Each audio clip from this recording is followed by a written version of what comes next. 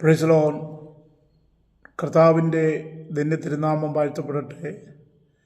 അനുഗ്രഹിക്കപ്പെട്ട ഈ നല്ല നിമിഷങ്ങൾക്കായി ഞാൻ ദൈവത്തെ സ്തുതിക്കുന്നു. ഒരിക്കലൂടെ ട്രംപറ്റ് മീഡിയ എന്ന് പറയുന്ന ഈ ചാനലിലൂടെ ദൈവത്തിൻ്റെ വചനവുമായി എന്നെ കേൾക്കുന്ന പ്രിയ ശ്രോതാക്കളോട് സംസാരിപ്പാൻ എനിക്ക് അവസരം ഒരുക്കിത്തരുന്ന സർവശക്തനായ ദൈവത്തിന് സകല മാനവും മഹത്വവും പുകഴ്ചകളും ഞാൻ ആ ദൈവത്തിന് അർപ്പിക്കുകയാണ്. പ്രിയമുള്ളവരെ, നാം രക്ഷിക്കപ്പെട്ടതിന് ശേഷം നമ്മുടെ പാപങ്ങൾ എന്ന് പറഞ്ഞാൽ നമ്മുടെ പാപത്തിൻ്റെ അവസ്ഥ എന്തായിരിക്കും? ഒരു മനുഷ്യൻ ദൈവത്തെ അറിഞ്ഞതിന് ശേഷം ആ മനുഷ്യൻ്റെ പാപങ്ങളുടെ അവസ്ഥ, പാപത്തിൻ്റെ അവസ്ഥ എന്തായിരിക്കും എന്നാണ് തിരുവചനം നാം അല്പസമയം ചിന്തിക്കാൻ പോകുന്നത്. പ്രവാചകനായ യെശയ്യാവ് താൻ എഴുതിയ പ്രവചനത്തിൻ്റെ 38-ാം അധ്യായത്തിൻ്റെ 17-ാം വാക്യത്തിൽ ഇങ്ങനെ വായിക്കുന്നു: സമാധാനത്തിനായി എനിക്ക് അത്യന്തം കയ്പായത് ഭവിച്ചു, എങ്കിലും നീ എൻ്റെ സകല പാപങ്ങളെയും നിൻ്റെ പിറകിൽ എറിഞ്ഞു കളഞ്ഞതുകൊണ്ട് എൻ്റെ പ്രാണനെ നാശകുഴിയിൽ നിന്നും സ്നേഹത്തോടെ രക്ഷിച്ചിരിക്കുന്നു. വളരെ അനുഗ്രഹീതമായ ഒരു വേദവാക്യം. ഒരു മനുഷ്യൻ ദൈവവേദനായ ശേഷം രക്ഷിക്കപ്പെട്ട് കഴിയുമ്പോൾ അവൻ്റെ പാപത്തിൻ്റെ അവസ്ഥ, വചനം പ്രവാചകനിലൂടെ വിളിച്ചു പറയുന്ന ഒരു സത്യം, അവൻ്റെ പാപത്തെ ദൈവം ചെയ്യുന്നു, പിറകിൽ എറിഞ്ഞു കളയുന്നു. ദൈവവചനത്തിൽ നാം ചിന്തിച്ചൊരു വിഷയമുണ്ടായിരുന്നു, എൻ്റെ പാപം എപ്പോഴും നിൻ്റെ മുമ്പിൽ ഇരിക്കുന്നുവെന്ന് ദൈവവചനത്തിൽ വായിക്കുന്നത് പോലെ രക്ഷിക്കപ്പെട്ടതിന് ശേഷം ഒരു ദൈവവൈതലിൻ്റെ പാപത്തെക്കുറിച്ചുള്ള അവിടെ പറയുന്നത്, അവൻ്റെ പാപത്തെ ദൈവം ചെയ്യുന്നു, പിറകിലെറിഞ്ഞു കളഞ്ഞു. നമ്മൾ പറയുന്നത് പോലെ വേസ്റ്റ് കൊട്ടയ്ക്കകത്തിടുന്നത് പോലെ ആ പാപം അവൻ്റെ ജീവിതത്തിൽ ഇല്ലാത്തത് കൊണ്ട് ആ പാപത്തെ എന്ത് ചെയ്തു?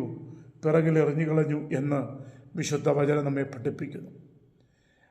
മീഖായുടെ പ്രവചനം 7-ാം അധ്യായത്തിൻ്റെ 19-ാമത്തെ വാക്യത്തിൽ ഒരു ദൈവവൈദ്യ രക്ഷിക്കപ്പെട്ടതിന് ശേഷമുള്ള അവൻ്റെ പാപത്തോടുള്ള അവൻ്റെ മനോഭാവത്തെ ദൈവം അവന് വേണ്ടി പ്രവർത്തിക്കുന്ന കാര്യങ്ങളെക്കുറിച്ച് പറയുന്നത്, അവൻ്റെ പാപങ്ങളെ അവൻ ചവിട്ടിക്കളയും. നമ്മുടെ പാപങ്ങളെ എന്നേക്കുമായി ചവിട്ടിക്കളയുന്നു. ചവിട്ടുന്നത് എന്താണ്? വേസ്റ്റാണ്, ആമേൻ, അഴുക്കാണ്. അപ്പോൾ ചിലത് ചവിട്ടിക്കളയും, നശിപ്പിച്ച് കളയും, ഇല്ലാതാക്കി കളയും. ഇനി നമുക്കതിൻ്റെ ആവശ്യമില്ല, പാപം ചെയ്യേണ്ട കാര്യമില്ല. കാരണം നമ്മൾ ആരായി മാറി?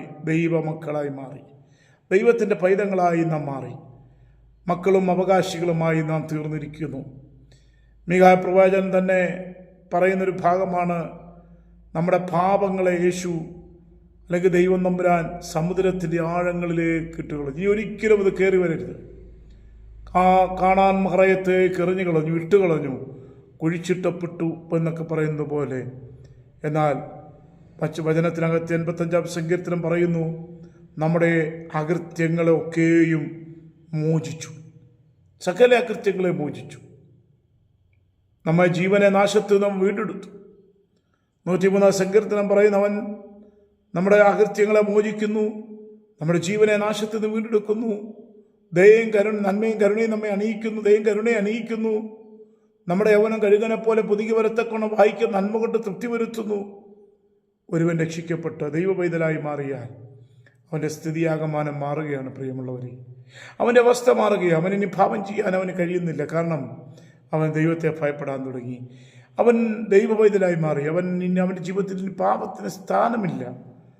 പാപത്തെ ദൈവം പിറകിലെറിഞ്ഞു കളഞ്ഞു, പാപത്തെ ദൈവം ചവിട്ടിക്കളഞ്ഞു. നമ്മുടെ അകൃത്യങ്ങളെ അവൻ എന്ത് ചെയ്തു? മോചിച്ചു. നമ്മുടെ പാപങ്ങളെ സമുദ്രത്തിൻ്റെ ആഴങ്ങളിലേക്ക് ഇട്ടുകളഞ്ഞു എന്നാണ്. ആമേൻ. യേശു നമ്മുടെ അകൃത്യമൊക്കെയും മൂടിക്കളഞ്ഞു, കുഴിച്ചിട്ടു. നമുക്കറിയാം എന്താണ് പറയുന്നതിൻ്റെ അർത്ഥം.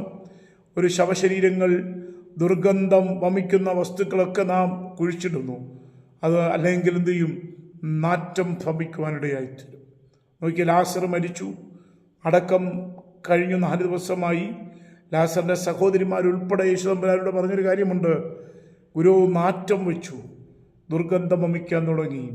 കല്ലറ തുറന്നാൽ ആമേൻ, നാറ്റം കൊണ്ട് അവിടെ നിൽക്കാൻ കഴിയാത്ത സാഹചര്യമാകും.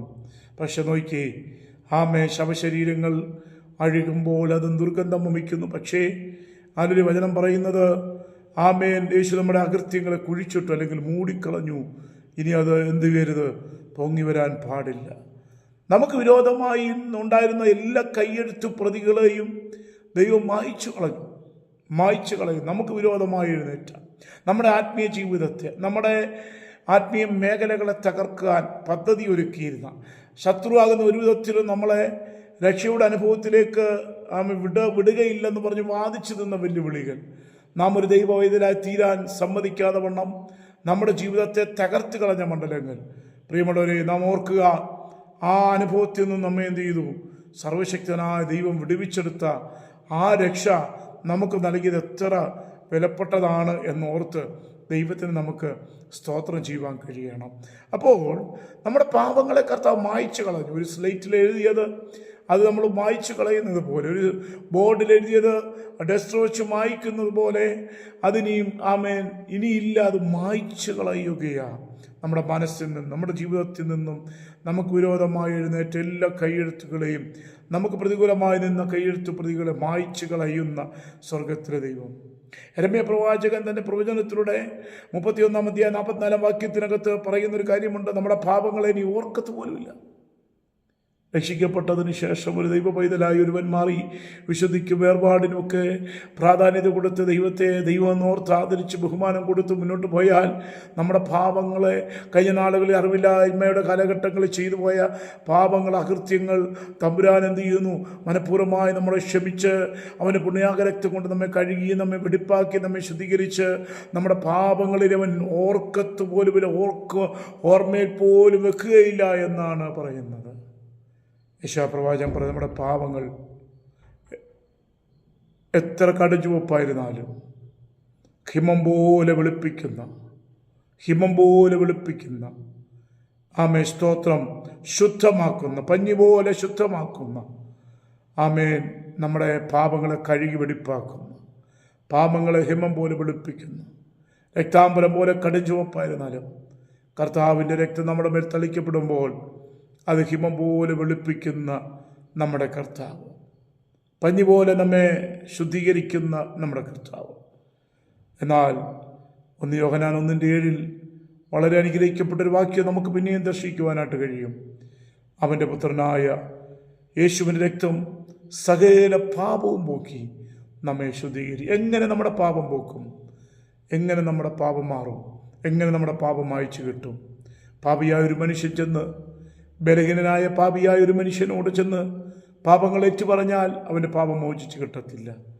എന്നാൽ അദൃശ്യനായ ദൈവത്തിൻ്റെ സന്നിധിയിൽ ചെന്ന് അവൻ സകല പാപങ്ങളും ആമേൻ അവൻ്റെ മുമ്പിൽ സകല അകൃത്യങ്ങളും ഏറ്റുപറയുമ്പോൾ, തൻ്റെ ലംഘനങ്ങളെ മറച്ചു വെക്കാതെ അവ ഏറ്റുപറഞ്ഞ് ഉപേക്ഷിക്കുമ്പോൾ അവന് കരുണ ലഭിക്കും ദൈവത്തിൻ്റെ അടുക്കൽ നിന്ന്. പ്രിയമുള്ളവരെ, ഇന്ന് പകൽക്കാലം ഞാൻ പറയട്ടെ, നമ്മുടെ പാപങ്ങളെ അവൻ കഴുകി വെടിപ്പാക്കി നമ്മെ ശുദ്ധീകരിച്ച് സകല പാപവും നീക്കിക്കളയും. എന്നിട്ട് നമ്മെ ശുദ്ധീകരിക്കും. നമ്മുടെ മാലിന്യങ്ങളെ ദൈവം എടുത്ത് മാറ്റും. നമ്മുടെ ജീവിതത്തിലെ അശുദ്ധികളെ ദൈവം എടുത്ത് മാറ്റും. രക്ഷിക്കപ്പെട്ട് കഴിഞ്ഞാൽ പിന്നെ നമുക്ക് അശുദ്ധിക്ക് നമ്മുടെ ജീവിതത്തിൽ സ്ഥാനമില്ല. മാലിന്യങ്ങൾക്ക് നമ്മുടെ ജീവിതത്തിൽ സ്ഥാനമില്ല. നമ്മുടെ ജീവിതത്തിൻ്റെ നിലവാരങ്ങളെ പോലും മാറ്റിമറിക്കും. ഈ പാപം ചെയ്ത മനുഷ്യൻ പാപമേറ്റു പറഞ്ഞ് യേശുവിനെ രക്ഷകനായി സ്വീകരിച്ചു കഴിയുമ്പോൾ, നിത്യരക്ഷ പ്രാപിക്കുമ്പോൾ ആ രക്ഷ എന്ത് ചെയ്യുന്നു? നമ്മെ ദൈവവുമായിട്ട് ബന്ധിപ്പിക്കുന്നു. പാപം ചെയ്തതുകൊണ്ട് ദൈവത്തിൽ നിന്ന് അന്യപ്പെട്ടു പോയ, അകന്നു പോയ മനുഷ്യനെ എന്ത് ചെയ്യുന്നു? പാപമോചിച്ച് കിട്ടിയപ്പോൾ നിത്യരക്ഷ കൊണ്ട് ദൈവത്തോട് എന്ത് ചെയ്യുന്നു? നമ്മെ അടുപ്പിച്ച് നിർത്തുന്നു. സ്തോത്രം. പ്രിയമുള്ളവർ, അതുകൊണ്ട് ഇന്ന് ഈ സമയത്ത് ഞാൻ നിങ്ങളോട് ആഗ്രഹിക്കുന്ന ഒരു ദൂത് ഇതാണ്: രക്ഷിക്കപ്പെട്ട് കഴിയുമ്പോൾ നമ്മുടെ പാപങ്ങളെ കർത്താവ് ഓർക്കുന്നില്ല, മായ്ച്ചു കളയുന്നു, ചവിട്ടിക്കളയുന്നു, സമുദ്രത്തിൻ്റെ ആഴങ്ങളിലിട്ട് കളയുന്നു. അതുകൊണ്ട് ഇനി പാപം ചെയ്ത് മുന്നോട്ട് പോകാനല്ല, ഇനിയും ദൈവനാമത്തിനെതിരായിട്ട് പോകാനല്ല, പരിശുദ്ധാത്മാവിനെ ദുഃഖിപ്പിക്കുന്ന ഒരു പ്രവൃത്തിയിലേക്ക് നമ്മൾ പോകാനല്ല, പിന്നെയോ കർത്താവിൻ്റെ വരവിന് വേണ്ടി ഒരുങ്ങുന്നവരായി, പ്രത്യാശയോടെ നിത്യതയ്ക്ക് വേണ്ടി ഒരുങ്ങുന്നവരായി തീരാൻ നമ്മളെ ദൈവം സഹായിക്കട്ടെ. അതിനുവേണ്ടി നമുക്കൊന്ന് ഒരുക്കപ്പെടാം എന്ന് ആഹ്വാനം ചെയ്തുകൊണ്ട്, അന്ന് പ്രത്യാശിച്ചുകൊണ്ട്, ആശംസിച്ചുകൊണ്ട് ആമേൻ, ഞാനെൻ്റെ വാക്കുകൾ നിർത്തുന്നു. സർവശക്തനായ ദൈവം നമ്മെ അനുഗ്രഹിക്കുമാറാകട്ടെ.